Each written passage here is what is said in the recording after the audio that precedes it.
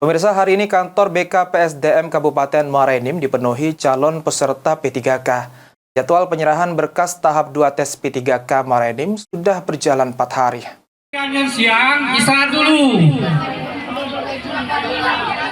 Kantor BKPSDM Kabupaten Muara Enim dipenuhi pegawai honorer yang akan mengikuti tes pegawai pemerintah dengan perjanjian kerja P3K.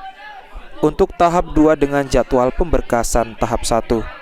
Para calon peserta tes mendatangi kantor BKPSDM guna menyerahkan berkas sebagai syarat mengikuti tes P3K sesuai formasi yang dibutuhkan setiap OPD di Pemkab Muara Enim.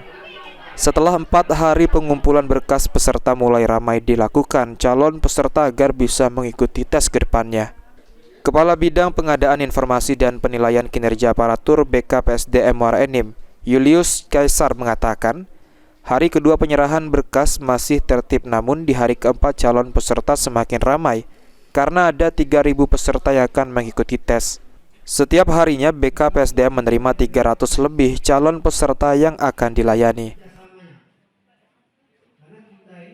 Alhamdulillah hari pertama sama hari ketiga kemarin berjalan dengan tertib, tapi hari keempat ini peserta sudah mulai membludak.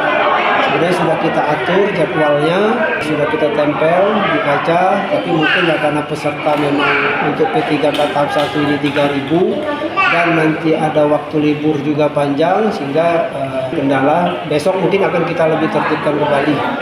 Dihimbau juga kepada seluruh tenaga honorer untuk mempersiapkan berkas yang sudah diceklis agar saat pengumpulan berkas bisa lebih cepat. Apa yang perlu dan tidak segera dipisahkan, sebab jika terjadi kekeliruan bisa diperbaiki dengan mudah. Mardiansyah, PAL TV.